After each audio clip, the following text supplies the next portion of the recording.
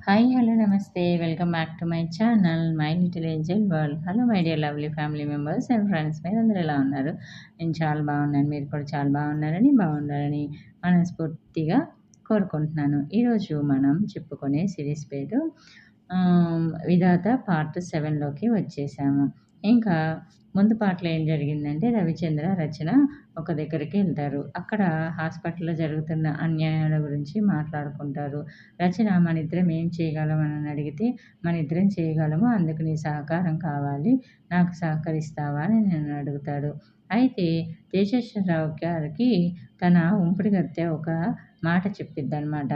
ఇది గనక పథకం అలవాటు అవలంబించారనుకో, డబ్బుకి డబ్బు, పరపతికి పరపతి ఉండిద్ది అనేసి చెప్పిద్దనమాట. సో, తర్వాత ఏం జరిగింది అనేది ఇక్కడ చూసుకుందాము. ఇంకా రచనని, "నువ్వు నాకు సపోర్ట్‌గా ఉంటావా?" అనేసి అడుగుతాడు. అతని చేతిని మృదువుగా నొక్కి తన అంగీకారం తెలిపింది రచన. వాళ్ళకి కొన్ని గజాల దూరంలో కొందరు యువతులు నవ్వుతూ, తుళ్ళుతూ నడుస్తున్నారు. ఇంతలో ఉన్నట్లుండి వాళ్ళ మధ్య నడుస్తున్న ఓ అమ్మాయి కాలు స్లిప్ అయి కింద పడిపోయింది. 2 నిమిషాలైనా ఆ అమ్మాయి లేవలేకపోయింది. పైగా ఎవరైనా చెయ్యి అందించి లేపడానికి ప్రయత్నిస్తే ఆ అమ్మాయి పెద్దగా ఏడుస్తుంది, అరుస్తుంది. గోల్కొండ చూడ్డానికొచ్చిన వాళ్ళంతా దాదాపు వెళ్ళిపోయారు. వీళ్ళ గోడు పట్టించుకునే వాళ్ళెవరూ లేరని మిగిలిన అమ్మాయిలంతా కంగారు పడిపోతున్నారు. ఏదో జరిగిందని గ్రహించిన రచన, రవిచంద్ర గబగబా ఆ అమ్మాయి ఉన్న చోటికి వెళ్ళారు. "ఏమైందో తెలీదండి. లే తెలియడం లేదండి. మా ఫ్రెండు లేవలేకపోతుంది" అంది దీనంగా ఓ అమ్మాయి. గభాల్న ముందుకు వంగి చూసిన రవిచంద్ర ఆశ్చర్యపోయాడు. ఆమె ప్రతిమ. బాధతో మెలికలు తిరిగిపోతూనే రవిచంద్రని ఆశ్చర్యంగా చూసింది. "అవును డాక్టర్, నేనిక్కడ లెక్చరర్‌గా" "అబ్బా" అంటూ ఆగింది. "చంద్ర, ప్రతిమ నీకు ముందే తెలుసా?" ఆశ్చర్యంగా అడిగింది రచన. ఈసారి ఆశ్చర్యపోవడం రవిచంద్ర వంతైంది. "అంటే రచనకి ప్రతిమ తెలుసా?" అనుకొని ఇక ఆ సమయంలో ఆలస్యం చేయటం ఇష్టం లేక ప్రతిమ చీరని మోకాళ్ళ వరకు జరిపి పరీక్షించాడు. సడెన్‌గా స్లిప్ అవ్వటంతో జాయింట్ డిస్లొకేట్ అయింది. అప్పటికి స్వెల్లింగ్ వస్తుంది. ఏమాత్రం టచ్ చేసినా ప్రాణాలెగిరిపోయే నొప్పి. సడేషన్ ఇవ్వకుండా బెడ్ మీద పడుకోబెట్టకుండా డిస్లొకేషన్‌ను సెటరేట్ చేయటం ప్రమాదకరం, అనాగరికం. ఆ అమ్మాయిని ఇక్కడి నుంచి కదల్చాలంటే స్ట్రెచర్ అవసరం. తను గోల్కొండ దిగి ఊళ్ళోకి వెళ్ళి అంబులెన్స్‌కి ఫోన్ చేయాలి. అప్పటి వరకు ఆమె బాధతో నరకం అనుభవిస్తూ ఈ గుట్టల మీద పడి ఉండాల్సిందే. రచన కూడా పరిస్థితి గమనించింది. ఆమెకు ఏం చేయాలో పాలుపోలేదు. ఏదైనా ఆపరేటర్స్ లేకుండా చేస్తే ఆ నొప్పిని ఆ అమ్మాయి తట్టుకోలేక షాక్ అవ్వచ్చు. "ఎలా ఉంది? ఏమైంది?" గాబరాగా కన్నీళ్లతో అడుగుతున్నారు ప్రతిమ స్నేహితురాళ్ళు. తమ ఇబ్బంది వాళ్ళకి చెబితే మరింత కంగారు పడతారు. ఏం చేయాలో అర్థం కాక డాక్టర్లిద్దరూ ఇరకాటంలో పడ్డారు. "ఏం లేదు. ఎముక కొంచెం పక్కకు తొలగింది. కంగారేం లేదు" అన్నాడు రవిచంద్ర. "అంబులెన్స్‌కి ఫోన్ చేసి వస్తావా చంద్ర?" అడిగింది రచన. క్షణం ఆలోచించాడు. అతని మెదడు మెరుపు వేగంతో పనిచేస్తుంది. చటుక్కున ఏదో మెరుపు మెరిసినట్లు లేచి నిల్చొని, "ఇప్పుడే వస్తాను" అని శిథిలాలకు ఏటవాలుగా ఉన్న ప్రాంతాల వైపు పరిగెత్తాడు. అతనెక్కడికెళ్తున్నాడో వాళ్ళకి అర్థం కాలేదు. మరో 2 నిమిషాలకి అతను చెట్ల గుబురులోకి మాయమయ్యాడు. 5 నిమిషాలు గడిచాయి. అందరూ ఆదుర్దాగా అతని కోసం చూస్తున్నారు. ప్రతిమ బాధ భరించలేక మూలుగుతుంది. సరిగ్గా 10 నిమిషాల తర్వాత రవిచంద్ర ప్రత్యక్షమయ్యాడు. అతని చేతిలో ఏవో ఆకులున్నాయి. వాటిని క్రిందికి వేసి వాటిలోంచి కొన్ని ఆకుల్ని తీసుకొని గట్టిగా పిండి ప్రతిమ ముక్కు దగ్గర పెట్టి, "గట్టిగా ఊపిరి పీల్చండి" అని చెప్పాడు. ఆమె గట్టిగా ఊపిరి పీల్చి విడుస్తుంది. క్రమంగా ఆమె కళ్ళు మూతలు పడసాగాయి. 2 నిమిషాల్లో ప్రతిమ స్పృహ కోల్పోయింది. రవిచంద్ర మరో రకం ఆకుల్ని తీసి 2 అరచేతుల మధ్య ఆకుల్ని ఉంచి గట్టిగా ఆమె మోకాలి మీద పిండాడు. పచ్చని ద్రవం ఆమె పసుపు పచ్చని చీర మీద మెల్లగా జారింది. అందరికీ అతను చేస్తున్నదేమిటో అడగాలని ఉంది. కానీ అతను మాట్లాడే స్థితిలో లేడని అర్థమై మౌనంగా ఉండిపోయారు. తర్వాత మెల్లగా ఆ ఆకురసంతో మోకాల్ని మర్దన చేశాడు. ప్రతిమ మగతగా మూలుగుతుంది. ఉన్నట్లుండి రవిచంద్ర మోకాలి కింది భాగాన్ని చేతులతో గట్టిగా లాగినట్లు పైకి జర్కిచ్చాడు. మగతలోనే పెద్దగా మూలిగింది ప్రతిమ. "ఏమిటిది?" పుత్తూరు వైద్యమా? అడిగింది రచన వింతగా. కాదు, గోల్కొండ వైద్యం అని నవ్వుతూనే లేచి నిల్చున్నాడు రవిచంద్ర. ఎవరో వాటర్ బాటిల్‌లో నీళ్లు అతని చేతుల మీద పోశారు. కర్చీఫ్‌తో చేతులు తుడుచుకుంటున్న రవిచంద్రని ఆశ్చర్యంగా చూస్తూ. చాలామంది ఆయుర్వేద వైద్యులు, హోమియో వైద్యులు గ్లామర్ కోసం అలోపతి వైద్యం చేస్తారు. నువ్వేంటి పెద్ద అలోపతిక్ సర్జన్ అయ్యుండి ఈ వైద్యం? అంది రచన. వైద్యం అలోపతినా? యునానీనా? ఆయుర్వేదమా? అని కాదు ఆలోచించవలసింది. ఆ వైద్యం మనకెంతవరకు ఉపయోగపడుతుంది అని. ఏ వైద్యం గొప్పతనం దానికుంది. ముఖ్యంగా ఆయుర్వేదానికి గొప్ప చరిత్ర ఉంది. మన దేశంలో దొరికే ఆకులు, మూలికలు, చెట్ల వేర్ల మీద ప్రయోగాలు చేసి ఎన్నో మందులు తయారు చేసి తిరిగి మనకే అమ్ముతున్నారు విదేశీయులు. కానీ మనం విదేశీ వస్తువుల మీద మోజు పెంచుకున్నాం. మరీ ముఖ్యంగా విదేశీ వైద్యం మీద. అంటే నీకు ఆయుర్వేదం తెలుసా? ఆశ్చర్యంగా ప్రశ్నించింది ఓ అమ్మాయి. ఆ! తెలుసు. ఇంట్రెస్ట్ కొద్దీ చదివాను. అదిప్పుడు ఇలా ఉపయోగపడింది అన్నాడు రవిచంద్ర. రచన తన కళ్ళను తానే నమ్మలేకపోయింది. మిగతా అమ్మాయిలు ఆరాధనగా చూస్తుండిపోయారు అతని వైపు. మరి అంబులెన్స్‌ని పిలుస్తారా? అడిగింది రచన. ఎందుకు? కింది దాకా మనం తీసుకెళ్ళి అక్కడి నుండి టాక్సీలో పంపించేద్దాం అని ఎవరూ ఊహించని విధంగా ప్రతిమని 2 చేతుల్లో పైకెత్తి జాగ్రత్తగా ఆ గుట్ట దిగసాగాడు. ఈ చర్యతో అవాక్కైన అమ్మాయిలు మరేం మాట్లాడకుండా అతని వెనుక నడవసాగారు. అలసట లేకుండా అలవోకగా మరో మనిషిని మోసుకుంటూ ఎత్తుపల్లాల్ని అధిగమిస్తున్న రవిచంద్ర దృఢ శరీరాన్ని చూస్తూ థ్రిల్ ఫీల్ అవుతూ నడుస్తున్నారు అంతా. ప్రతిమ నీకెలా తెలుసు? రచన అడిగింది. పరధ్యానంగా ఉన్న రచన ఉలిక్కిపడింది. ప్రతిమ రవిచంద్రకెలా తెలుసా అని ఆలోచిస్తుందామె. వాళ్ళ ఆంటీ నా పేషెంటు. ఆవిడకి నేనే ఆపరేషన్ చేశాను. అలా పరిచయం. మరి నీకు? అని అడగకుండా ఉండలేకపోయింది. మా ఇద్దరి మొదటి ఘర్షణతో ప్రారంభమైంది పరిచయం అంటూ తేజేశ్వరరావు ఆపరేషన్ సంఘటన క్లుప్తంగా చెప్పాడు. అంత బాధలోనూ రవిచంద్రను చూడగానే ప్రతిమ కళ్ళల్లో మెరిసిన మెరుపు రచన దృష్టిని దాటిపోలేదు. ఆమెలో ఏదో అనుమానం. కొద్దిగా స్పృహలోకి వచ్చిన ప్రతిమ తాను రవిచంద్ర చేతుల్లో ఉండటంతో పులకించిపోయింది.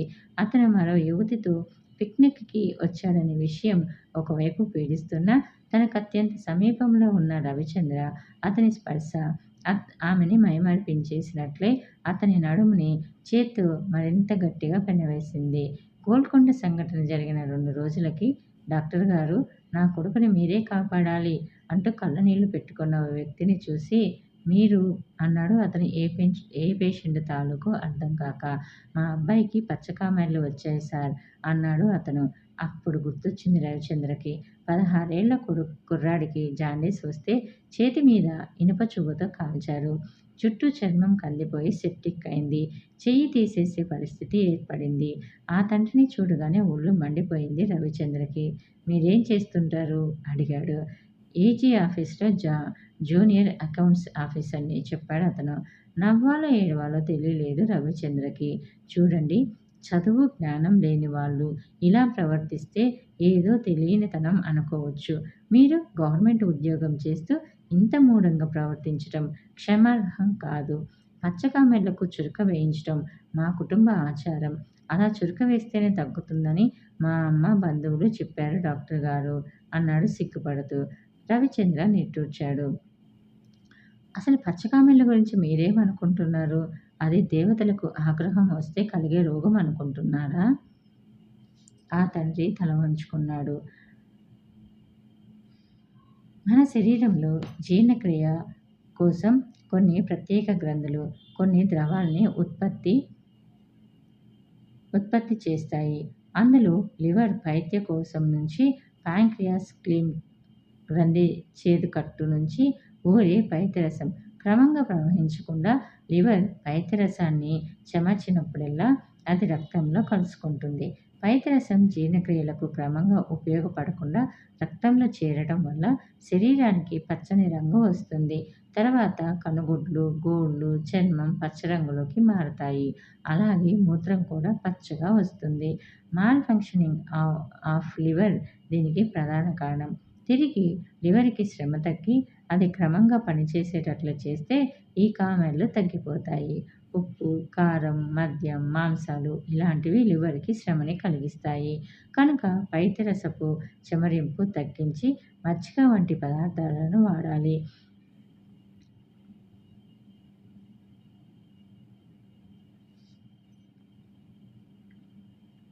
పైత్యరసాన్ని కంట్రోల్ ఈ పైత్యరసాన్ని కంట్రోల్ చేయడానికి మన భారతీయ వైద్యం ప్రకారం నేల ఉసిరి లాంటి వాటిని ఎక్కువగా వాడతారు.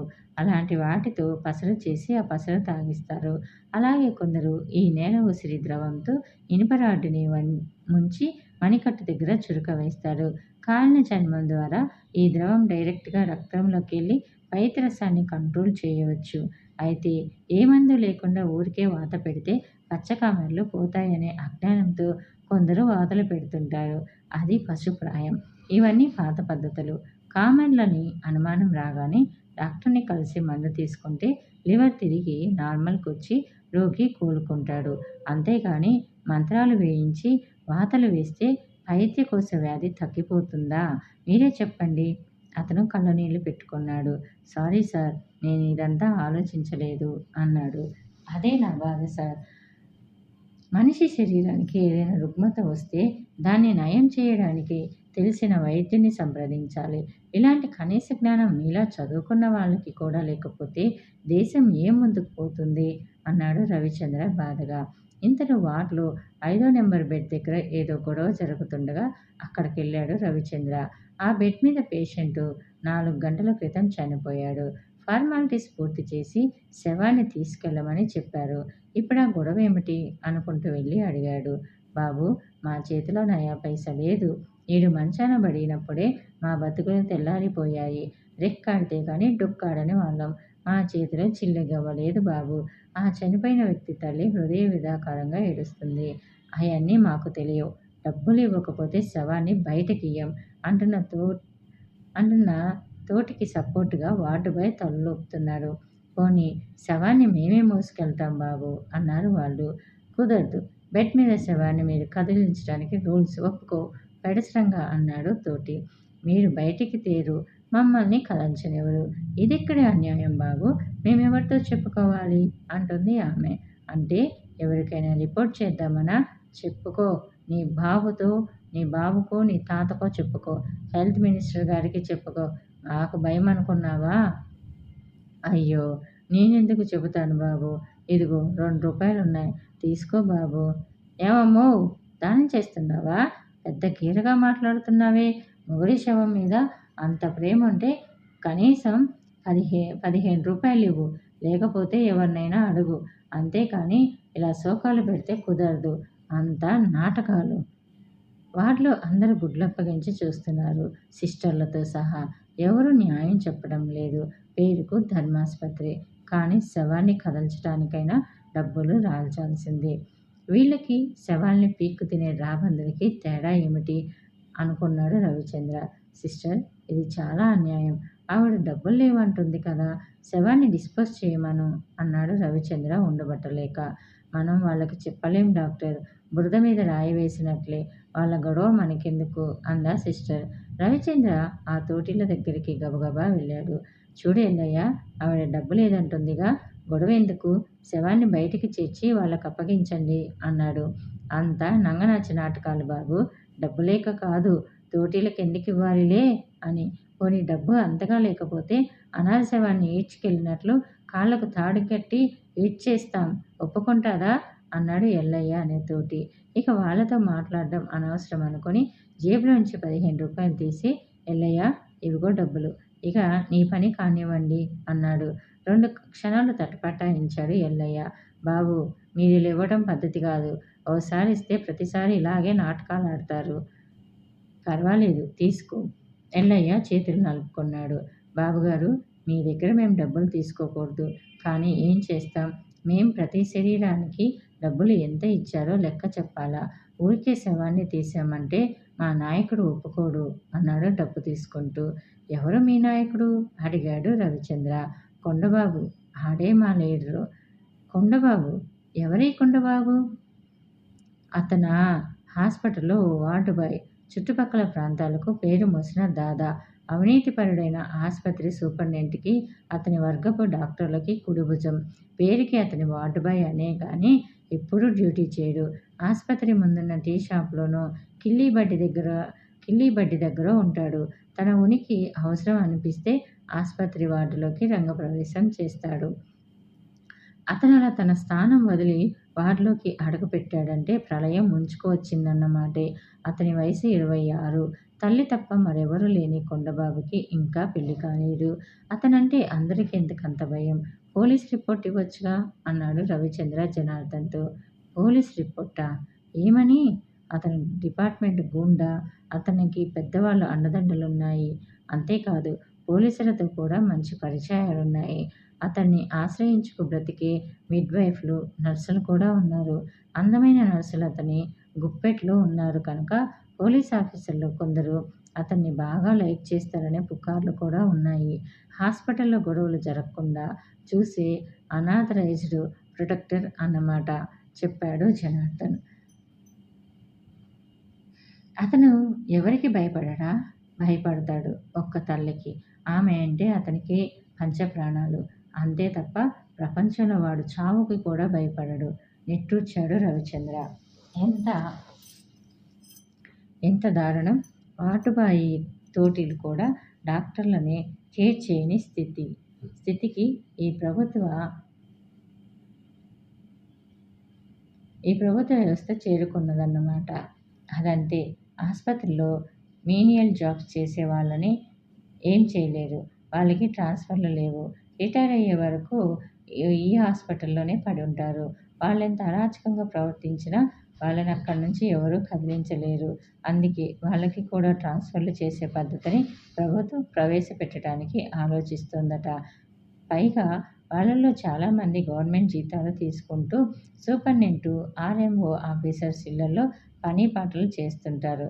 ఇక వీళ్ళ ఆగడాలకు ఆనకట్ట వేసేదెవరు? తాగి డ్యూటీకి వచ్చే వార్డుబాయ్లు కూడా ఉన్నారు అని నిట్టూర్చి, అన్ని వ్యవస్థల్లో ఉన్నట్లే కొందరు ఇక్కడ కూడా ఉన్నారు కలుపు మొక్కల్లా.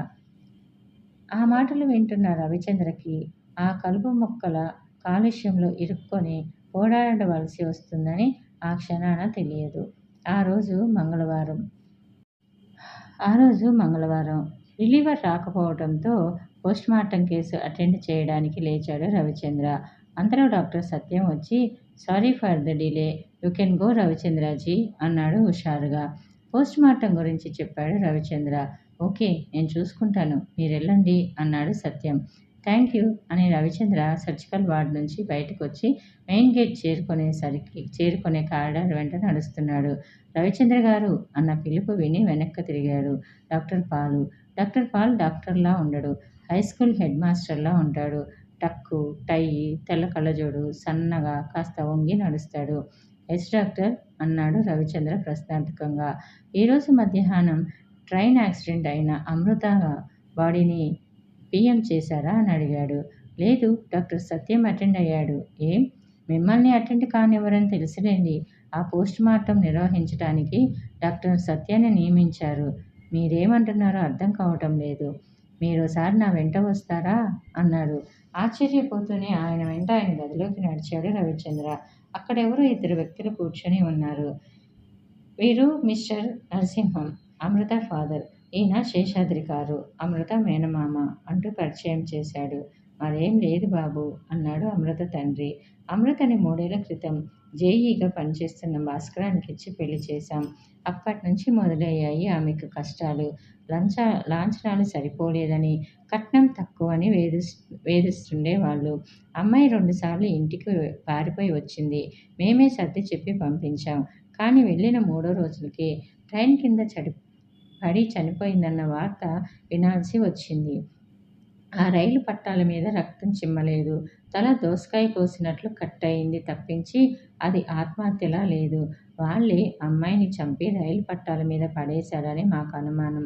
కానీ వాళ్ళు మేమెళ్ళేసరికే మీ సూపరింటెండెంట్ నాగరాజు గారిని కొనేశారు అంటూ చెప్పాడు కన్నీళ్లతో.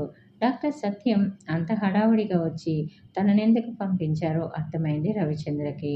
అయితేనే ఎటు తిరిగి శాంపిల్స్ ఫోరెనిక్స్ ల్యాబ్కి పంపిస్తారుగా, ఆ రిపోర్ట్స్ వస్తాయిగా అన్నాడు రవిచంద్ర. అక్కడే ఉంది కిటుకు. ఇలాంటి సంఘటనలు జరిగినప్పుడు స్వచ్ఛంద సేవా సంస్థలు, ప్రజలు, పోలీసులు అందరూ ఆవేశంగా ఉన్న సమయంలో జరిగింది ఆత్మహత్య అనే విషయం డాక్టర్లు తేల్చి చెప్పరు. బెనిఫిట్ ఆఫ్ డౌట్‌లా ప్రాథమిక నివేదిక ఇస్తారు. ఇక ల్యాబ్‌కెళ్ళిన శాంపిల్స్ నిర్ధారణ కావడానికి కనీసం 4 నెలల కాలం పడుతుంది. ఈలోగా అందరి ఆవేశాలు చల్లారిపోతాయి. రిపోర్ట్‌లు ఆలస్యం అవటం అన్నది స్వార్థపరులకు ప్రయోజనకారి అయింది చెప్పాడు పాల్. అదన్నమాట అసలు సంగతి. పోస్టుమార్టం చేయటం, మృతి చెందిన కారణాలు పరిశోధించి తెలుసుకోవటం కోసం మనిషి మరణించాక కూడా మహోపకారం చేసే మహత్తర శాస్త్రం. దాన్ని కూడా తమ కోసం అడ్డంగా వాడుకునే మహానుభావులున్నారంటే ఈ వ్యవస్థ సిగ్గుతో తలదించుకోవాలి. సూపరింటెండెంట్ అవతల పార్టీ దగ్గర డబ్బు తీసుకున్నట్టే ఈ పాల్ కూడా వీళ్ళ దగ్గర డబ్బు తీసుకోలేదని గ్యారంటీ ఏంటి? సారీ సార్, నేను పీఎం చేసి మీకు సాయపడే అవకాశం కోల్పోయాను అనేసి బయటకొచ్చాడు రవిచంద్ర. ఇంటికెళ్ళాలనిపించలేదు. మెల్లగా తన రూమ్‌కి బయలుదేరాడు. అక్కడ పోస్టుమార్టం నిర్వహించే గది బయట గొడవ జరుగుతోంది. తర్వాత ఏం జరిగింది అనేది తెలుసుకోవాలి అని అనుకుంటున్నారా? అయితే నెక్స్ట్ ఎపిసోడ్ వరకు వెయిట్ చేయండి. అలానే మీ ఫ్రెండ్స్ అండ్ ఫ్యామిలీ మెంబర్స్‌కి ఈ కథని షేర్ చేయండి. అలానే నా ఛానల్‌ని మీరెవరైనా కొత్తగా చూస్తున్నారా? లేదు చూస్తూ కూడా ఇంకా సబ్స్క్రైబ్ చేసుకోలేదా? అయితే ఇప్పుడే సబ్స్క్రైబ్ చేసుకోండి. సబ్స్క్రైబ్ బటన్ రెడ్ కలర్‌లో ఉంటది. దాన్ని క్లిక్ చేస్తే బెల్ ఐకాన్ వస్తది. దాన్ని క్లిక్ చేసి ఆల్ అనే ఆప్షన్‌ని ఎంచుకుంటే ముందు నేను చెప్పే మరిన్ని ఇంట్రెస్ట్‌కరమైన సీరీస్ అప్డేట్స్ అన్నీ మీకు నోటిఫికేషన్ రూపంలోకి వచ్చేస్తాయి. ఓకేనా? Thanks for the watching. Bye bye. Take care. See you soon again.